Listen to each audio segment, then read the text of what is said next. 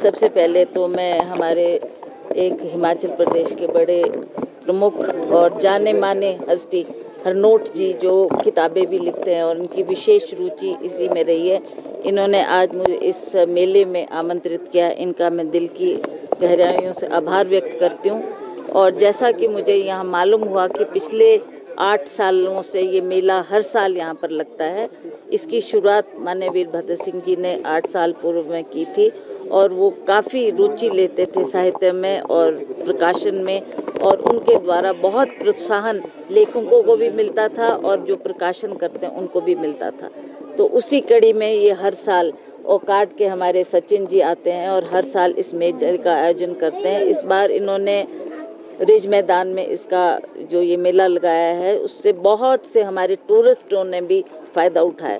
मैं एक दिन आई थी, मैंने देखा यहाँ कि बहुत सा टूरिस्ट हमारा आकर्षित हो रहा था, खास करके नौजवान पीढ़ी, बच्चे वो रुचि ले रहे थे, देख रहे थे कि हमारे को हमारी इंटरेस्ट की कोई किताबें मिले, तो बहुत सी किताबें खरीदने में वो रुचि दिखा रहे थे, जो कि एक हर्ष का विषय है। क्योंकि आज के समाज में जब से ये हमारा टीवी और मोबाइल का ज़माना आया, उससे थोड़ा मुझे लगा कि कुछ कमी आई है, बच्चे ज़्यादा रुचि नहीं ले रहे किताबें पढ़ने में। तो मेरे को लगता है कि अगर इसी तरह से हम इन बच्चों को प्रोत्साहित करते रहे और ऐसा मेलों का आयोजन हर साल होता रहे, तो बच्चों को भी उससे रुचि होगी, वो भी यहाँ पर सस्ते दामों में किताबों को ग्रहण करेंगे, लेंगे, खरीदेंगे और उनको अवश्य पढ़ेंगे भी।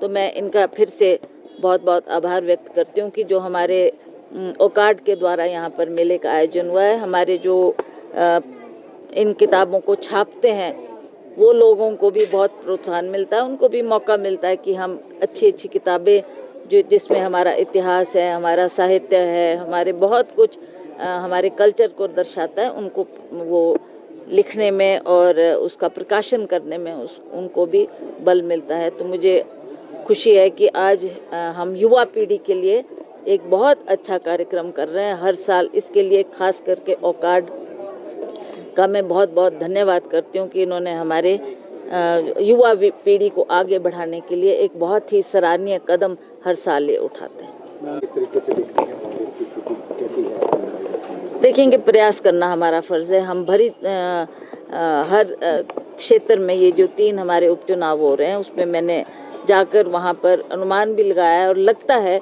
कि आज के हालात को देखते, आज की परिस्थिति को देखते हुए अवश्य, और जिस तरीके से कांग्रेस पार्टी ने जब भी सत्ता में रही जो काम किए हैं वो अस्मरणीय है। लोग अभी भी याद करते हैं कि ये सारा विकास का कार्य कांग्रेस के शासन में हुआ है।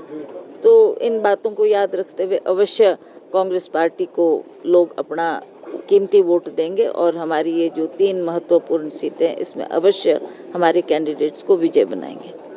देहरा से मैम मुख्यमंत्री की पत्नी चुनाव लड़ रही है और बीजेपी कह रही है कि कांग्रेस के पास कैंडिडेट नहीं था, मुख्यमंत्री को पत्नी को उतारना पड़ा चुनाव में, देहरा से लोकल कैंडिडेट नहीं मिल पाया आज तक। देखिए, बीजेपी को तो जब कुछ और नहीं मिलता तो इस तरीके के आरोप लगाते हैं। वो तो she is a citizen of this, she can fight from anywhere. ये क्या मतलब है बोलने का कि कोई और नहीं मिला तो धर्मपत्नी को उतार दिया? ठीक है, शी इज बेसिकली बेस्ड, उनका घर देहरा में था और उन्होंने बचपन अपना देहरा में बताया, तो इसलिए सभी का व्यू देखते हुए, सर्वे की रिपोर्ट देखते हुए कांग्रेस पार्टी को लगा कि सबसे बेहतरीन कैंडिडेट है, तो उनको टिकट दिया गया।